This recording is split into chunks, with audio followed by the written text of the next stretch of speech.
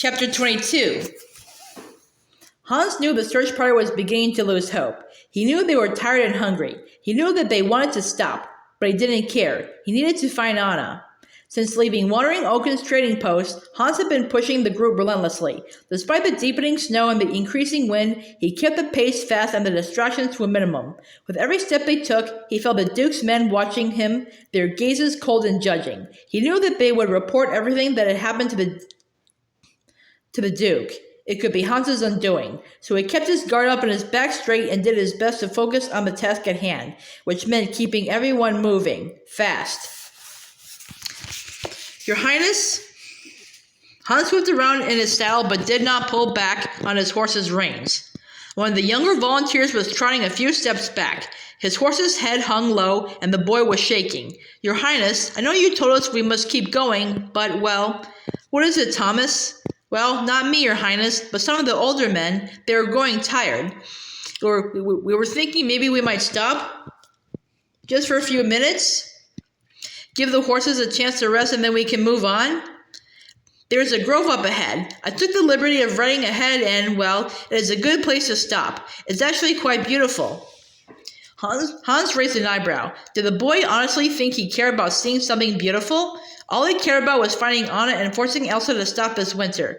Then he would return to Arendelle the conquering hero. He would be applauded and hailed as the kingdom's savior. Elsa would be forced to abdicate her throne, and he would marry Anna, become king, and finally accept control of the throne and the kingdom from his bride. Stopping to see beautiful groves did not fit in that scenario. But as he looked at the young boy shaking in his saddle, Hans realized he had little choice. He had to stop, at least for a moment. To insist they press on would make him look inhumane. His best option, his only real option, was to reassure the men that he was one of them, that he too felt the cold and that he too was tired. If he showed them all that he could power through it, they would have to do the same. Plus, if he were to return to Arendelle with Anna but without some of the kingdom's beloved townspeople, it might put a dent in his glowing reputation. Very well, he said, we will go to this grove and rest, but only for a short while, and warn the others, this stop means we will only ride faster and harder after. Thank you, Your Highness, Thomas said. Thank you. I'll tell the others. Turning, he trotted back to the men. Hans watched as Thomas delivered his message and smiled when the men, delighted by the news, began to applaud. It never ceased to surprise him how easily people could be manipulated. He had given up a few moments of time and, in turn, garnered more respect. And then they reached the grove. Instantly, Hans's confidence all but vanished.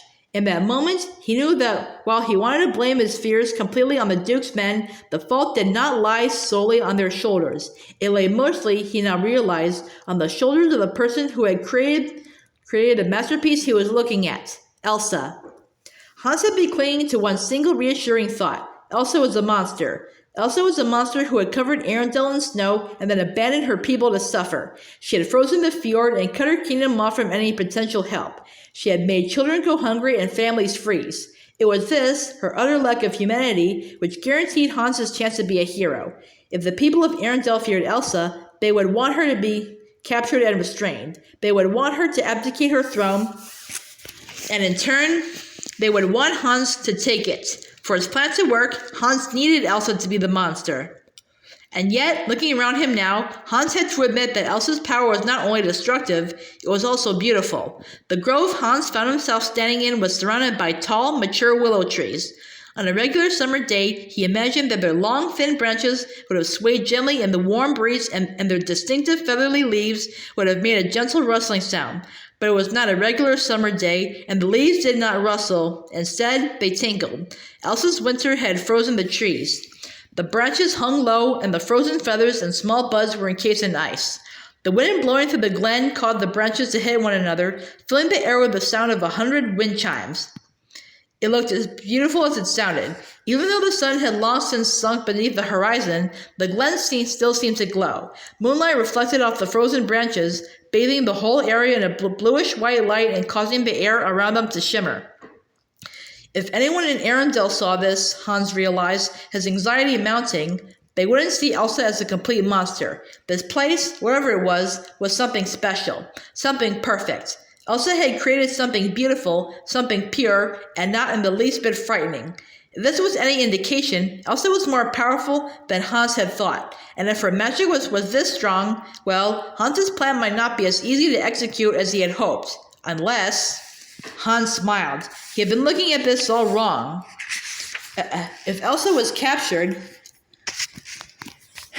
she would be scared. And clearly, when she was scared, her power was dangerous, not beautiful. All he had to do was make sure she never created anything like this again. He would destroy this glen and any trace of beauty. No one else ever needed to know what she was capable of. There was just one obstacle in his way, the Duke's men. Their allegiance to the little man was off-putting, and their doubt in Hans was grating. Looking over, he saw that they had moved slightly outside the glen, as though allergic to all that beauty. What he needed to have... What he needed was to have them on his side. And the easiest way to get a thug to do what you want, offer him a reward, of course. Kicking his horse forward, Hans trotted over to the men. Both were holding their hands in front of their faces, blowing on their fingers in the vain hope of making them warm. "Gentlemen," Hans said, nodding in greeting, "I think perhaps we got off on the wrong foot." The taller of the men lowered his hands. "And how do you figure that?" he asked, his deep voice rumbling loudly. Hans moved slightly closer and leaned in. "I realize now," he whispered. "I wasn't quite clear on how I can make this little adventure of ours come out to your advantage." He waited to see if the men would turn and ignore him or keep listening. They kept listening. "You are here at the behest of your Duke. But if I may ask, is he making it worth your while to risk your life up here on this mountain?" The Duke ain't said nothing about making things worth their while.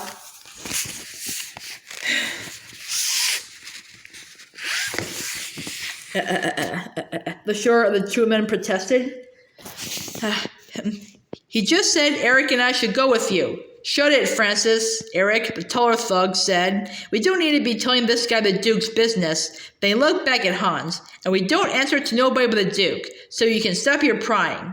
"You're right," Hans replied. "I'm sorry. You don't have to tell me anything. The Duke is lucky to have two such loyal men. I suppose I can ask some of the other men to help me. I should have asked them in the first place. I just hate the idea of giving them land and title when they clearly are to be my subjects. I thought because you two weren't, you might like a little land and extra money in your pocket. You could make yourself a nice vacation home in the Southern Isles. Get out of Wesselton during the winter and enjoy the warmth of my father's kingdoms. But since you aren't interested," Hans paused and shifted the reins as though to go. Who cared if he was offering something he couldn't actually deliver on? They didn't need to know that. They just needed to take the bait. For one tense moment, Hans was sure the Duke's men were actually going to let him walk away. But then Eric, who Hans was quickly realizing was the brains of the pair, spoke up. "What do you have in mind?" Hans smiled. Then, turning around, he wiped the smile from his face so he would appear all business. I need you to help me capture Elsa, alive." "But the Duke sent us up here to kill her," Francis said, confused. "Why would we want to keep her alive?" Eric asked. "Why did we even come up here if we're just going to let her go?" Hans held back a groan. He hadn't expected so many questions from the pair. He had just hoped he could dangle a reward of some kind in front of them and they would do whatever he told them to do, no questions asked. Yet these two wanted answers, which he didn't have. Quickly, he tried to think of a believable reason why he would wish to capture, not kill, the queen. A moment later, he had it. No, Hans finally replied. "This is what the Duke wants, but it is not what I want. Killing her would be the worst thing we could do. Look around you. Elsa is more powerful than we imagined. What if she is killed and the magic doesn't die with her? What if Arendelle is trapped in winter forever? I don't want that to happen, and I don't think the Duke would want that to happen to such a lucrative training partner. We need to capture her, alive, and get her back to the castle in one piece.